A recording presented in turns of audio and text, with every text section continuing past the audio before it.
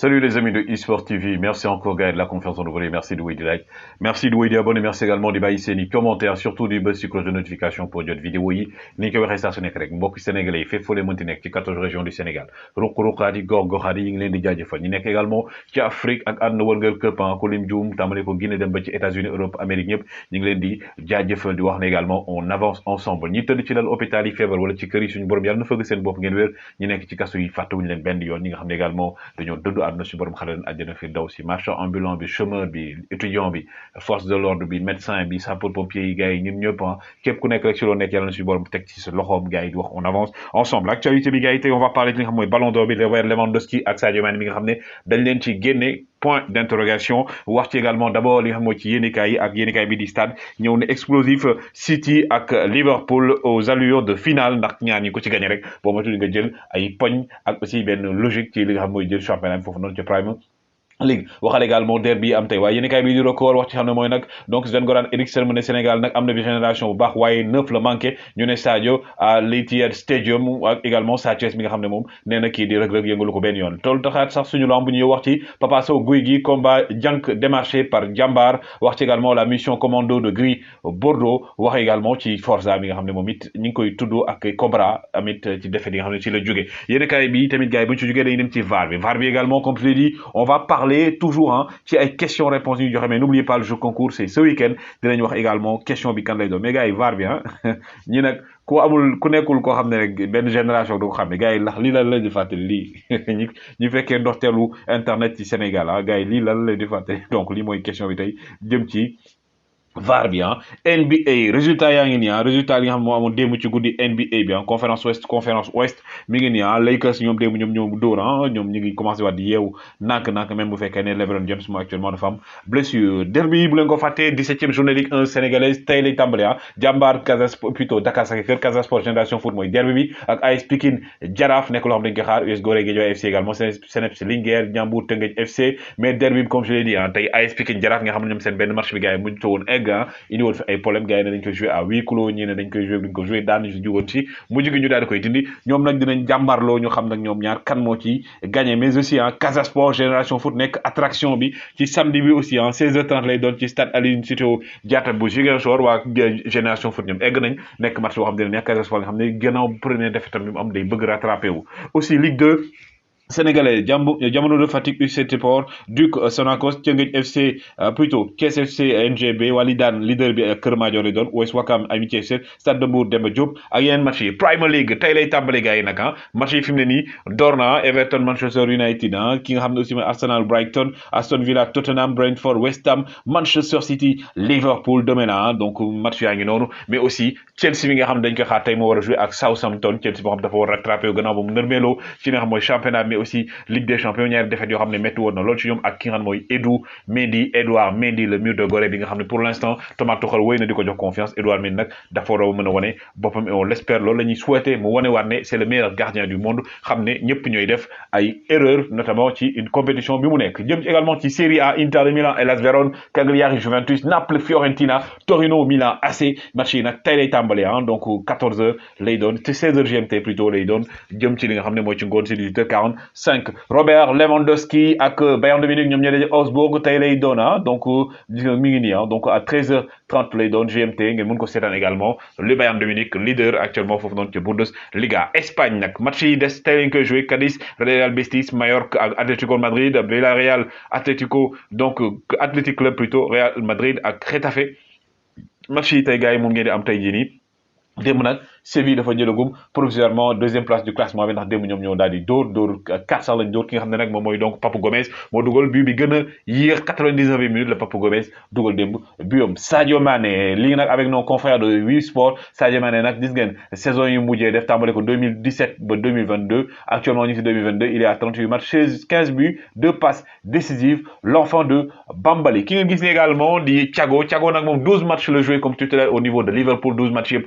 victoire la ci Liverpool am 35 buts yu ñu dugal am 2 buts concédés kese ki nga xam ne mooy Thiago Alcantara et aussi ki nga xam ne mooy donc kii di donc Antonio Conte ba waa Tottenham Conte ci moom ba léegi ba mu fa ñëwee 39 points la am fi mu ne nii mooy troisième entraîneur bu am loolu gannaaw bi nga xam ne moom Manchester City ak Liverpool ñoom ñoo jiitu Conte nga xam ne commencé waat changé ñi nga xam ne mooy waa Tottenham ki ngeen gis ni également di Bruno Guimaraes démb moo nekkoon premier match am fa nga xam ne mooy terrain bu ki nga xam Newcastle moom lañ jël def ko mu nekk homme du match Bruno Guimaraes ndax dem Newcastle sax moo doon Wolverhampton 1-0 centième pour Youssef En-Nesyri ngeen xam ne actuellement mooy l'attaquant marocain du Séville nga xam ne fi mu ne nii waa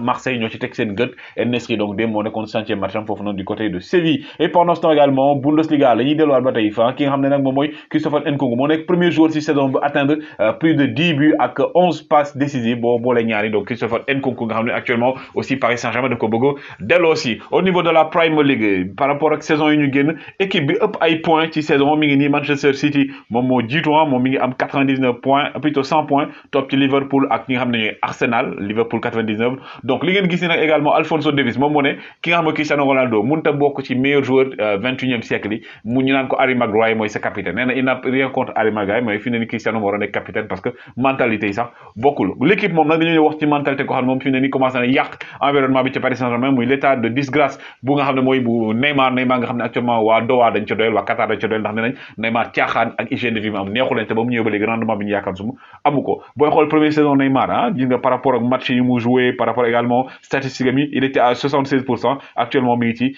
22% rek ki nga xam ne nag moom mooy Neymar donc ki nga xam ne aussi mooy Romelu Lukaku donc kii di Thomas Tuchel nee na Lukaku nag bañ koy jënd regretté wuñ ko xaalis ñu def ci moom regretté wuñ ko c'est vrai que temps yi doxul mais dina espérer yaakaar na ne dina dox parce que aussi Lukaku moom dafa bëgg am revanche ndax moom ni mu jóge woon Chelsea neexu ko woon pendant ce temps également kii di Dani Alves moom nee na FC Barcelone jamono ji nag Xavi ba mu fa ñëwee ba léegi nee na moom ba mu nekkee Barcelone ba léegi musta gis ni ñu entraîné ren ñu entraîné ko day war ne également Xavi c'est un bosseur c'est également quelqu'un de très talentueux wax na aussi bu doon tànn diggante Neymar ak ki nga xam mooy Haaland moom Neymar lay tànn parce que plutôt Mbappé ak Haaland nee na Mbappé lay tànn parce que Mbappé moo gën a complet ki nga xam ne mooy Haaland sur tous les compartiments du jeu nee na kon kuy investir xaalis investir ci Kylian Mbappé Mazraoui moom wax naa leen dematul FC Barcelone selon les informations day dem signer Bayern de Munich ba 2026 avec option d'1 an supplémentaire ñu koy fay nag 8 millions par an moom nga xam ne prime de signature am 4 millions lay doon Mazraoui ki ngeen gis nag di Kubo moom dafa bëgg a dellu si ci Real ndax Real moo ko moom mais actuellement nee nañ pour mu dellu si il faut que ñu xool ndax joueurs yi nga xam ne duñu ay joueurs européens fan lañ ñu toll parce que équipe bu nekk da am pourcentage joueurs européens yi nga mën a am mais Kubo dafa bëgg a ñëw prouver fa nga xam ne mooy ci Real Carrasco moom gannaaw blessure moom mi ngi préparé pour mercredi bi di ñëw mu mën a bokk ci duel bi waram diggante Atlético Madrid ak Manchester City parce que fi ne nii Atlético foog mu doon Manchester pour mën a yaakaar dem fa nga xam mooy demi-finale Ligue des Champions ki ngeen gis également di Vlahovic nag Franck Ribéry nee na attaquant la boo xam ne moom même entraînement day mer bu fekkee ne da nga ko gagné donc joueur la boo xam ne il a de l'avenir et que joueur la boo xam ne aussi bëggul perte benn yoon te loolu day wane ne mentalité du gagneur la gars yi Ballon d'Or bi récemment dañoo gis gars yi def benn publication ne ki nga xam ne ñooy Ballon d'Or 2022 bi donc ça va jouer entre kii di Salah Lewandowski Benzema ak ki nga xam ne nag moom mooy Kylian Mbappé loolu nag tax na nag benn journaliste Patrick Jouillard nekk foofu noonu ca France génn ne kii nag di Sadio Mané fa la ko gars yi rek Sadio Mané donc Sadio Mané existé wul moom mi jël Coupe d'Afrique bi existé wul loolu nag day indi question moo wax leen lu tax actuellement ma ne gars yi dafa am lobbying bu am autour du Ballon d'Or et que Robert Lewandowski ak Sadio Mané boo moytul ñoom la ñuy sacrifier parce que Sadio Mané ak Lewandowski booy xool ren par rapport ak seen saison yi def dafa nekk saison xam ne ñu ngi si benn dynamique d'abord dañuy commencer ki nga xam ne mooy Robert Lewandowski ma tuddee ko Thor l'attaquant polonais meilleur buteur de tous les championnats européens ces dernières années Sadio Mané mi nga xam ne également jël na li nga xam ne mooy Coupe d'Afrique bi mais malgré ça dafa mel ne compté wul par rapport ak trophée bi mu jël alors que ñoom waa France Football et tout dañoo woon ay critères yoo xam ne ci lañuy basé wu ne collectif yi trophée yi nga gagné d'abord Karim Benzema pour moi c'est un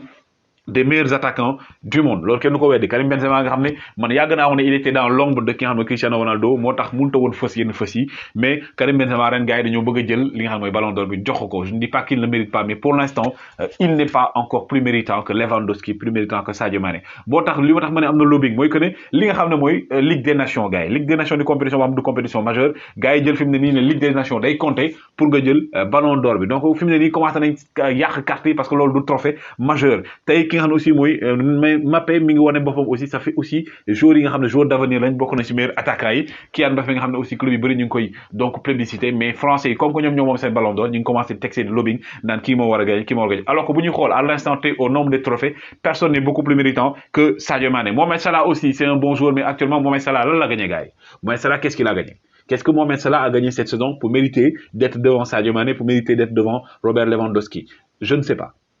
Il est meilleur buteur du championnat, d'accord. À part ça, qu'est-ce qu'il a fait? Mohamed Salah a perdu la Coupe d'Afrique. Mohamed Salah n'ira pas à la Coupe du Monde. Mohamed Salah n'est pas plus décisif que Sadio Mané dans les matchs de couperé. Madame match yi nga xam ne dóor mu toog la. Mohamed Salah gënut a décisif Sadio Mané. Au contraire, Sadio Mané moo nekk premier devant lui. Donc aujourd'hui, parce que Mohamed Salah am na image bu nekk si ginnaaw, am na aussi sponsoring, am na aussi lobbying bu nekk si ginnaaw, am na aussi communication bu baax. Tey ñu bëgg ne Mohamed Salah moo nekk si kanam. Mais d'abord man pour man bu ñu wax à l'instant T, personne n'est plus méritant de jël Ballon d'Or que Robert Lewandowski. Ki nga xam ne chaque saison gars yi minimum da lay dugal 40 buts. Statistique 43 buts la am fi ne ñi saison ñi ngi nekk 38 matchs 43 buts ak 4 passes décisives. Robert Lewandowski nga xam ne 10 dernières années yi gars yi xool leen en matière de buts moom mooy 3e position 391 buts ñëpp d'accord nañu Messi ak Ronaldo ren nekkuñu ci. Donc kan moo jiitu Robert Lewandowski par rapport ak statam, par rapport également à continuité bu mu nekk. Lewandowski nga xam ne chaque fois 2 dernières années yi moo waroon jël Ballon d'Or bi joxuñu ko Ballon d'Or bi. Statistique yaa ngi nii moom ak Benzema booy comparé Lewandowski est carrément devant Karim Benzema. Donc aujourd'hui day montrer que ne gars yi fi mu ne nii boo fekkee ne nekkoo français wala boog nekkoo ci dëkk boo xam ne am nga benn puissance bi wala boog nekkoo ci amoo benn marketing bi autour de toi gars yi dañ lay écraser parce que le Ballon d'Or aujourd'hui amatul logique moo tax gars yi doon ko kaas naan fi mu ne nii FIFA de best moo gën a am sens parce que FIFA de best chaque fois ñi muy nommé dañ leen jàppoon ne ñoom waroon jël Ballon d'Or. On a vécu le cas l'année dernière avec ki nga xam ne mooy Edouard Mendy ñu waroon ko gis ci li nga xam mooy Ballon d'Or bi au moins ci trois premiers yi gisuñu ko fa. Lewandowski actuellement en train de faire une saison exceptionnelle mais gars yi duñ ko tudd alors que Lewandowski gars yi il a marqué 5 buts en 9 minutes. Benzema dugal na triplé mais Lewandowski il a marqué 5 buts en 9 minutes gars yi tey boolewuñ ko. Sadio Mané qui a gagné la Ligue des Champions en 2019, Sadio Mané qui a été élu Ballon d'Or en 2019, Sadio Mané qui ne faisait même pas partie des 3 premiers ci li nga xam ne moo nekkoon Ballon d'Or moom mi nga xam année boobu il avait tout pris jël aussi co-meilleur buteur ca Premier League moom ak ki nga xam ne mooy Mohamed Salah également Aubameyang. Donc tout ce que muy critères yoo xam ne gars yi dañ ko doon teg pour ñëw Sadio Mané collectivement individuellement il a gagné cela. Pourtant jox nañ ko 11 mondial mais jox 11 d'or mais joxuñu ko également li nga xam ne moom mooy Ballon d'Or bi. Donc aujourd'hui pour man ça montre que le Ballon d'Or légui da ngay nek ci ben lobbying soit tu es français wala nga nek ci médiatisation autour de cela pour ñu jox le Ballon d'Or bi. 2019 gis ngeen ko Sadio Mané n'a pas gagné et qu'est-ce qu'a dit Lionel Messi mo ne tay bu ma doon joxe Ballon d'Or bi Sadio Mané la koy jox man Sadio Mané la voté loon mais tay Lionel Messi daaw dafa gagné li nga xam mooy Ballon d'Or parce que pour lan parce que dañ ne Copa América mosu ko jël na Copa América ñu jox ko Ballon d'Or. Loolu tax joxuñu ko Robert Lewandowski loolu ban façon logique la nee nañ collectif la Sadio Mané qui gagne le meilleur joueur de la Coupe d'Afrique, Sadio Mané qui gagne le ballon plutôt la Coupe d'Afrique en même temps, Sadio Mané aussi gagné mi gagné qualifié li nga xam ne mooy Coupe du Monde éliminé Mohamed Salah pendant tout ce temps boolewuñ ko ci li nga xam ne mooy Ballon d'Or bi. Et c'est pourquoi je dis qu'aujourd'hui par rapport à cette logique ki nga xam ne mooy Robert Lewandowski ak Sadio Mané dañ leen di sacrifier. Maintenant la saison n'est pas encore terminée dañuy xool kan mooy gagné. Si aujourd'hui le Bayern gagne la Ligue des Champions par exemple et que ñu dem Coupe du Monde tay ki nga xam ne mooy beneen équipe gagné Coupe du Monde wala boog bu Bayern gagnewul Ballon d'Or bi boo gagnewul Ligue des Champions ki nga xam ne également mooy Real gagnewul Ligue des Champions ñu dem Coupe du Monde France gagnewul Coupe du Monde Pologne gagnewul Coupe du Monde Benzema lañ koy jox alors qu'en matière de stats Lewandowski est premier. Donc en tout cas ces gars yéen la doon laaj la mooy seen avis est-ce que Sadio Mané ak Lewandowski doivent être sacrifiés? C'était la question du jour jaa ngeen jëf.